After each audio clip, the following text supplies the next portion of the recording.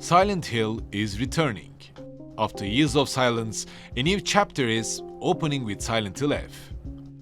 A new experience set to take us to 1960s Japan with an entirely new cast, new writer, new horrors, and a place and time far removed from the fog-covered streets we know and grew up in.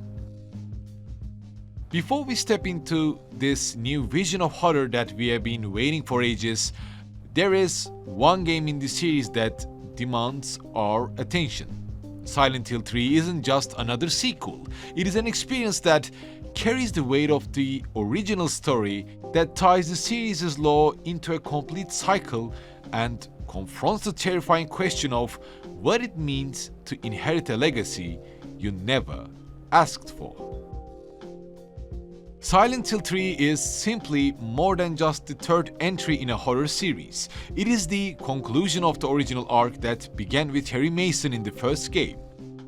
It is also a story about faith, trauma, and the horror of becoming something you never asked to be. I'm Arcadenaut here, and today we will journey back into Silent Hill 3 as both Heather Mason and the protagonist of Silent Hill F, Hinako, as they both journey through indescribable nightmares as horror game heroines. We will delve deeper into the twisted themes of identity and fate, and why Silent Hill 3 still matters as we step toward Silent Hill's future. Silent Hill is often seen as an anthology of nightmares. Each entry drops new characters into the fog, forcing them to face demons that are shaped by guilt, grief, or trauma. As most of the Silent Hill games stand alone, where different characters stumble into the town and confront their own demons, Silent Hill 3 is different. It refuses to let go of the past as the direct continuation of the very first game. The story of Harry Mason's fight to save his daughter Cheryl from the cult's rituals in Silent Hill 1 set the foundation for everything. By the end, Harry escapes with a baby, a reborn version of Cheryl carrying the fragments of Alessa Gillespie, the tortured girl whose suffering had fueled the cult's ambitions. Silent Hill 3 picks up 17 years later of these events, as that reincarnated child is now calling herself as Heather, a teenager living in the city with her father, Harry, unaware of the monstrous inheritance that shadows her every step. In a way, as far as we have seen in the trailers of the upcoming Silent Hill F, this mirrors Hinako's journey. Both Heather and Hinako begin as ordinary girls, caught between the adolescence and responsibility, only to be consumed by a nightmare they never chose. Unlike Silent Hill 2, which stood as a self-contained exploration of grief and guilt, Silent Hill 3 ties us back to the cult, to the god they sought to birth, and to the Mason family. It is the chapter that reminds us Silent Hill isn't just a place on a map. It is also a curse, maybe even more than a curse, but a calling, a bloodstain that seeps through time and generations, attaching itself to anyone it chooses. Heather Mason is its unwilling heir, forced to carry the weight of Silent Hill's suffering, and Hinako, on the other hand, decades earlier, in a distant country, may represent the same truth.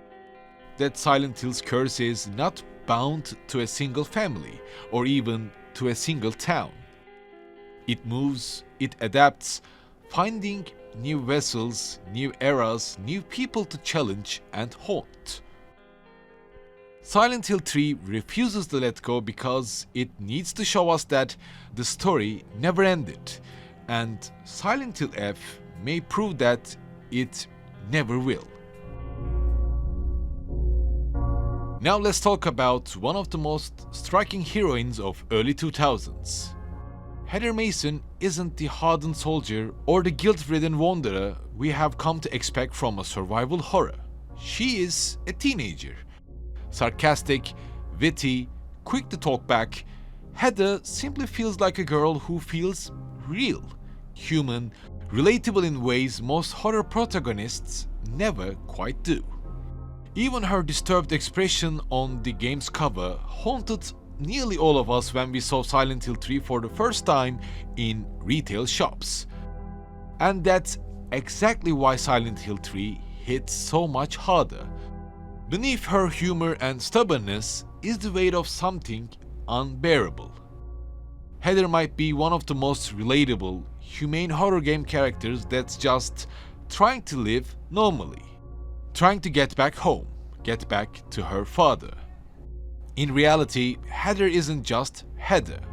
She is Cheryl Mason, the daughter Harry risked everything to save in the original Silent Hill, as she is Alessa Gillespie, the tortured child whose pain and sacrifice fed the cult's rituals.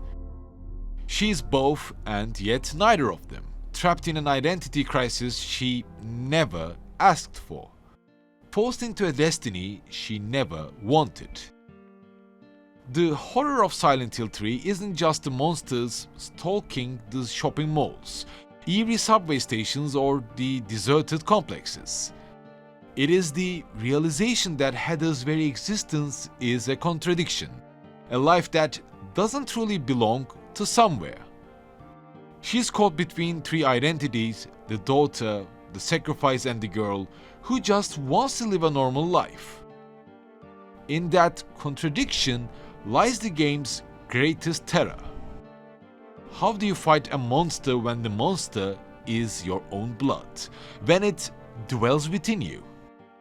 How do you resist Silent Hill when Silent Hill is already inside you? In this way, Hinako from Silent Hill F feels like her reflection across time. Where Heather's curse comes from bloodlines and cults, Hinako's nightmare is something more cultural, something that might be etched into the soil of 1960s Japan. A parasite of tradition and superstition that consumes her body just as surely as fate consumed Heather's soul. Both are heroines who never asked to inherit suffering. Both begin as ordinary girls who wanted to live ordinarily. And both are transformed into unwilling symbols of Silent Hill itself. Silent Hill 3 shows that the truest terror is being trapped inside a legacy you cannot escape, and that's the inheritance Heather Mason is forced to bear. The same kind of inheritance Hinako Shimizu will face when Silent Hill F opens its doors. What makes Silent Hill 3 unforgettable isn't just its story or even its protagonist. It is the way the game feels. From the moment you first step into Heather's nightmare, there is a weight pressing down on you. The world around you is thick with unease. The oppressive atmosphere is built from three elements that work in perfect unison, which I hope Silent Hill F also captures flawlessly. And these are the sound, the space, and the symbolism. First of these, Akira Yamaoka's soundtrack is more than music. It feels like an industrial nightmare. Metallic screeches grind against your ears like rust scraping on steel, and sudden silence feels louder than any grotesque sound you could ever witness, especially when you feel your heartbeat with your eardrums. You hear a distant thud, a metallic clank, or even just the crackling of the static on the radio. And you freeze, because in Silent Hill, sound itself is the mightiest of enemies. Not only that, but environments double down on this oppression. Shopping malls, subways, amusement parks, apartment blocks, all these places of routine, of everyday life. These are all twisted into grotesque reflections of fate and decay. Corridors stretch endlessly, walls drip with blood and rust, and even when nothing happens, the design convinces you that everything is happening. Silent Hill 3 corrupts the ordinary until the ordinary itself becomes terrifying. And then they arrive. They don't simply appear as threats to be fought, although I always try to dodge whenever a threat approaches me just to keep more ammunition and supplies for a bigger threat. These things embody the horror of the atmosphere itself. From creatures in fetal forms and muffled cries, these are Heather's worst nightmares made flesh. The reminder that her body is tied to a bird she never wanted, or other beings surrounding Heather with their massive long arms. They all feel like the cult's authority closing in, stripping away Heather's choices and freedom. Crawling, dehumanized forms that evoke the feeling of violation, of being reduced to prey, and finally, the silent presence of Valtiel. Always watching from the background, never attacking but always there, watching Heather. This combination of sound, space and symbolism, these create the atmosphere of oppression. You don't just play Silent Hill, but you feel like you simply endure it, experience it, watching it as like a vivid dream. And this is where Hinako's story in Silent Hill F feels like an echo across time again. If Heather's oppression comes from cults, bloodlines, and creatures of nightmares, Hinako's come from nature, culture, and beliefs. The Japanese horror that relies on curses, bloodlines, and culture. As Heather walks through malls and cathedrals corrupted into temples of fate, Hinako walks through fields, rural Japanese villages from 60s, into shrines and temples where beauty itself becomes the curse. Where flowers are not life, but decay. Both heroines are suffocated by atmospheres they cannot escape, where Heather's silence is filled with industrial dread. Hinako's silence is filled with the sound of petals and roots consuming her flesh. Whether it's Heather Mason carrying the curse, the reincarnation of the god that is ultimate goal of the cult of Silent Hill, or Hinako and the Red Lilies of Silent Hill F. Silent Hill isn't out there waiting for you, but it is already inside you. If the atmosphere is the skin of Silent Hill 3, then the cult is its beating heart, and at the center of that heart is Claudia Wolf. She is not a monster in the way we usually think of monsters. She's a zealot, someone who believes suffering has purpose, that pain can be holy if it leads to rebirth. And to Claudia, Heather is not Heather at all. She is the vessel, the chosen one through which their god may finally return. Heather's humanity is stripped away in Claudia's eyes, reduced to ritual, to inevitability. This is where Silent Hill 3 transforms into a twisted coming-of-age story. Heather begins the game as a teenager who just wants to go shopping, to love, to go home to her father, but Claudia forces her into adulthood by denying her that choice. For many times through Silent Hill 3, we are told that Heather is not Heather. She is Cheryl, she is Alessa, she is the mother of a god she never wanted to carry.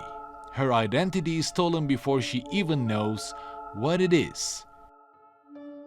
As the cult represents the suffocating authority of tradition, of fate, of expectation, this oppression becomes familiar as we look more into Silent Hill F. The Japanese horror traditions and how Japanese culture itself, the society evolved throughout the years. Silent Hill 3's horror isn't just in its monsters or its gore. It's in this loss of autonomy, it's in watching a girl forced to grow up in the most violent way possible, through blood, grief, inevitability. Heather's journey is about reclaiming her selfhood, rejecting Claudia's vision and saying, "I'm Heather, and no one decides that for me." That's what makes her one of the most powerful heroines in horror. Not her strength, not her sarcasm, but her refusal to let Silent Hill define her. And here, Hinako Shimizu's nightmare in Silent Hill F feels like a reflection across time again. While Heather is crushed by cult's obsession, Hinako is consumed by something older, something cultural, the superstition, folklore, maybe something more wicked, twisted, and cursed. Silent Hill adapts to make that terror universal. In Heather's world, the cult turns malls and cathedrals into temples of faith, and in Hinako's world, the village of Ebisugaoka that is inspired by Kanayama, steeped in mountains and silence, it turns shrines, fields, and flowers into prisons of dread. The red spider lilies, symbols of death and funerals in Japanese culture, bloom with the fog and spread across creatures like decorations for their own funeral rites. Where Heather's oppression was industrial, that is rust, blood and steel, Hinako's is natural. Flowers, roots and beauty turned grotesque. Both are Silent Hill, both are rooted deep into the nightmares, curses and inevitability.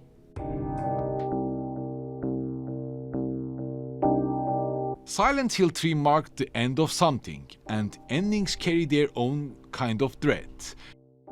With Heather's journey, the series closed the cycle that began with Harry Mason in the fog of first Silent Hill. It gave us a conclusion to the Mason family's story, to Alessa's pain, to cult's desperate obsession with their god. But in closing that door, it opened another.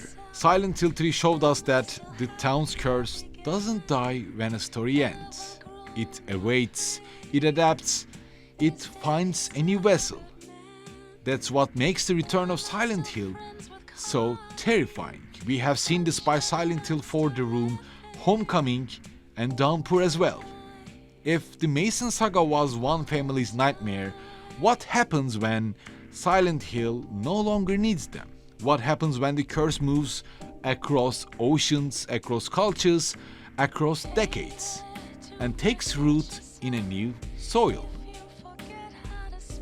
Silent Hill F seems to be asking that exact question. We have seen the fog before, we have walked its empty streets, but now we will walk through shrines, through rural Japanese villages, through fields where red spider lilies bloom not as symbols of beauty but as omens of death.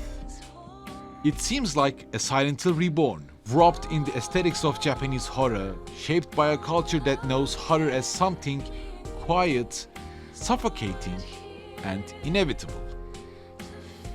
Heather Mason fought to claim her identity, to say I'm Heather, and no one decides that for me, but what about Hinako? Can she resist when her body will betray her? When flowers bloom from her flesh? When inevitability grows inside her? Silent Hill 3 asks what it means to inherit a legacy you never choose. Silent Hill F may ask something even darker. What happens when you inherit a curse that rewrites your very being, not just your destiny? That is the cliff Silent Hill leaves us standing on. Heather's story ended with survival, but Silent Hill's story never ends. The question isn't whether Hinako will survive, but the question is what Silent Hill will turn her into. As always, thank you for watching today's video. Which Silent Hill title is your favorite, and what do you expect from Silent Hill F?